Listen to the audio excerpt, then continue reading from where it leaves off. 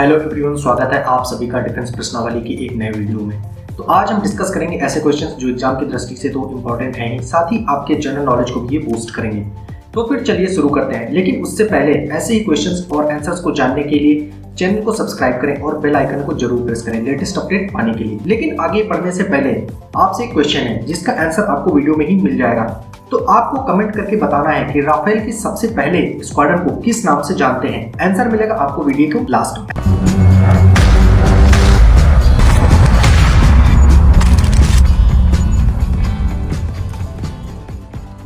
तो पहला क्वेश्चन है, इंडियन एयरफोर्स का जो एलसीएच स्क्वाड्रन है वो कहां पर बना रही है। तो correct answer is Jodhpur Rajasthan में।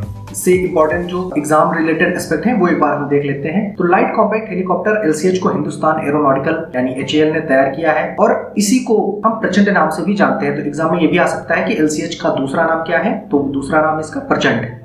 भारतीय एयरफोर्स की जो पहली यूनिट होगी, जो पहला इसका स्क्वाड्रन होगा, उसमें 10 एलसीएच शामिल किए जाएंगे। एयरफोर्स ने जो अभी तक एयरक्राफ्ट यूज कर रही थी वो MI-25 और MI-35 हेलीकॉप्टर्स यूज कर रही थी। इंडियन आर्मी ने भी एलसीएच में अपना इंटरेस्ट दिखाया है और इसे आर्मी की एविएशन कोर में शामिल कर लिया गया है। आर्मी ने अपनी जो एलसीएच यूनिट है उसको 1 जून 2022 को बेंगलुरु में गठित कर ली है। आर्मी को कुल 95 एलसीएच मिलने वाले हैं और ये जो होंगे ये ईस्टर्न सेक्टर में तैनात किए जाएंगे। अगर आपको और डिटेल में जानकारी चाहिए तो ऑलरेडी मैंने वीडियो बना रखा है, आप लिंक में डिस्क्रिप्शन में दी हुई है, आप वहां से जाकर चेक कर सकते हैं। अगला क्वेश्चन है कि हल माउंटेड सोनार सिस्टम क्या होता है। तो आंसर है, जो हल माउंटेड सोनार सिस्टम है ये यूज किया जाता है सोनार सिस्टम के इवैल्यूएशन के लिए और इजी रिकवरी के लिए। ठीक है, तो इससे जो रिलेटेड इंपॉर्टेंट पॉइंट्स है वो एक बार देख लेते हैं। हल माउंटेड सोनार सिस्टम जो है ये नेवल प्लेटफॉर्म का मेन अंडर वाटर सेंसर है जो पानी के अंदर पनडुब्बियों यानी कि सबमरीन्स को, मानव रहित विमानों यूएवीज, डाइवर डिलीवरी व्हीकल और माइंस का सटीक पता लगाने में काम करता है। इस सिस्टम को डीआरडीओ ने तैयार किया हुआ है और डीआरडीओ के द्वारा ये आत्मनिर्भर भारत और मेक इन इंडिया प्रोजेक्ट के तहत इसे बनाया गया है। इसका निर्माण किसने किया है? इसका एलएनटीसी बिल्डिंग चेन्नई द्वारा किया गया है। ये एक ऐसा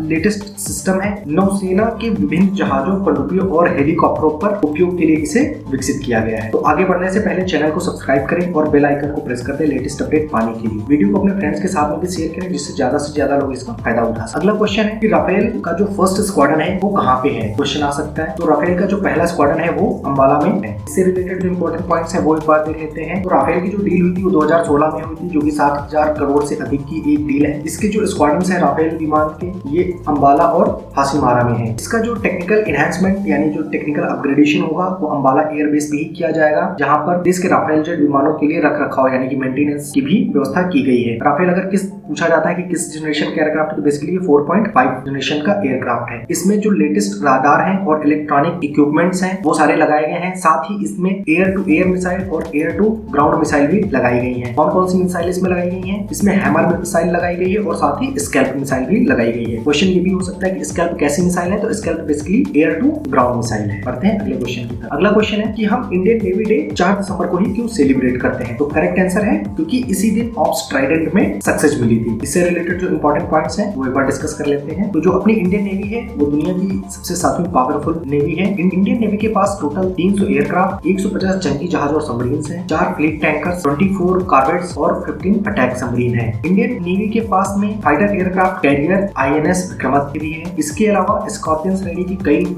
सबमरीन्स जैसे कि INS Karanj, INS Kalvari, INS Khanderi, INS Arihant, INS Chakra 2, INS Sindhughosh भी है। आईएनएस चक्रा 2 भारत की सबसे ज्यादा ताकतवर पनडुब्बी है। भारत के पास आईएनएस अरिहंत परमाणु पनडुब्बी है जिससे हम अंडर वाटर न्यूक्लियर अटैक भी कर सकते हैं। बढ़ते हैं अगले क्वेश्चन की तरफ। आपको बताना है कि जो आईएनएस विक्रमादित्य बेसिकली क्या है। ऑप्शन दिए हुए हैं, ये एक एम्फीबियस वॉरशिप है, लैंडिंग शिप टैंक है, एयरक्राफ्ट कैरियर है या फिर डिस्ट्रॉयर है। तो करेक्ट आंसर है बेसिकली एक एयरक्राफ्ट कैरियर है आईएनएस विक्रमादित्य। इससे रिलेटेड जो इंपॉर्टेंट पॉइंट्स एक बार वो देख लेते हैं। तो एयरक्राफ्ट कैरियर जो होते हैं ये नौसेना के सबसे बड़े जहाज होते हैं। इनके ऊपर एट ए टाइम 70 से 80 एयरक्राफ्ट तैनात किए जा सकते हैं। इनमें जो कमांडोज होते हैं जैसे गरुड़ कमांडोज हो गए, मार्कोस हो गए नेवी के, या फिर कोई भी एक टैक्टिकल टीम इनमें तैनात की जा सकती है। ये जो एयरक्राफ्ट कैरियर होते हैं इनमें बैलिस्टिक मिसाइल से लेकर के क्रूज मिसाइल सभी लगी होती हैं जो कि न्यूक्लियर कैपेबल भी होती हैं। और जो आईएनएस विक्रमादित्य है भारत का सबसे शानदार एयरक्राफ्ट कैरियर है। अगर आपको और ज्यादा डिटेल में सारी चीजें जाननी है तो ऑलरेडी डेडिकेटेड वीडियो बना रखे हैं, लिंक डिस्क्रिप्शन में दिया गया है, आप वहां से जाकर चेकआउट कर सकते हैं। आईएनएस जलस्व क्या है? बेसिकली क्या एक एम्फीबियस वॉरशिप है, लैंडिंग शिप टैंक है, एयरक्राफ्ट कैरियर है या फिर डिस्ट्रॉयर है? So correct answer is a, amphibious worship. क्या होते हैं इससे रिलेटेड जो एग्जाम ओरिएंटेड पॉइंट्स हैं वो एक बार देख लें। आईएनएस जलस बेसिकली एक अटैकिंग वॉरशिप है। इसमें हेलीकॉप्टर्स और लैंडिंग क्राफ्ट्स भी तैनात किए जा सकते हैं। इसका जो मेन काम होता है वो नौसेना के मिशन कंडक्ट करना होता है हेलीकॉप्टर के जरिए। इनके ऊपर बड़े बड़े लैंडिंग डेक्स होते हैं जहाँ पे ये हेलीकॉप्टर्स लैंड करते हैं। इसमें बेसिकली जो नौसैनिक होते हैं, इक्विपमेंट्स होते हैं, आर्मामेंट्स, एम्यूनिशंस होते हैं और बुलेट प्रूफ जो व्हीकल्स होती हैं, ये सारा इनमें तैनात किया जाता है और ये एक जगह से दूसरी जगह उनको ले जा सकते हैं। बढ़ते हैं अगले क्वेश्चन की तरफ। आईएनएस विशाखापट्टनम बेसिकली क्या है? क्या ये एक एम्फीबियस वॉरशिप है या लैंडिंग शिप टैंक है, डिस्ट्रॉयर है या फिर एयरक्राफ्ट कैरियर है? बहुत ही आसान होगा अगर आपने पहले वीडियो देख रखे हैं तो। Basically correct answer is answer alpha. ये बेसिकली डिस्ट्रॉयर है। इससे रिलेटेड जो इंपॉर्टेंट पॉइंट्स हैं एक बार वो देख लेते हैं। इंडियन नेवी के पास टोटल 10 डिस्ट्रॉयर्स हैं। ये कौन कौन से क्लास के हैं? तो बेसिकली विशाखापट्टनम, कोलकाता, दिल्ली और राजपूत क्लास के हैं। इनमें से जो सबसे लेटेस्ट है वो आईएनएस विशाखापट्टनम है। इनके जो प्राइमरी वेपन्स हैं वो क्या है? गाइडेड मिसाइल्स होती हैं। गाइडेड मिसाइल्स क्या होती हैं? जिनको एक बार हम टारगेट दिखा देते हैं और फिर टारगेट तक उनको हम गाइड करके ले जा सकते हैं। आईएनएस विशाखापट्टनम में क्रूज मिसाइल और पराग मिसाइलें लगी हुई हैं और इनमें बेहद ही ताकतवर राडार सिस्टम भी लगा हुआ है। इसकी खासियत यह है कि लैंड, वाटर और एयर तीनों जगह पर मिसाइलों से ये हमला कर सकते हैं। तो अब एक बार आंसर देख लेते हैं और आज के क्वेश्चन का करेक्ट आंसर है जी हाँ, ऑप्शन सी, गोल्डन एरो। तो जिसने भी करेक्ट आंसर गेस किया है उसको बहुत बहुत बधाई और लगातार वीडियो आप लोग देखते रहिए, आपके सारे क्वेश्चंस क्लियर हो जाएंगे। तो आज के लिए बस इतना ही। और हाँ, अगर चैनल को सब्सक्राइब नहीं किया है तो अभी सब्सक्राइब करें। मिलते हैं अगले वीडियो में, तब तक के लिए टेक केयर। जय हिंद, जय भारत।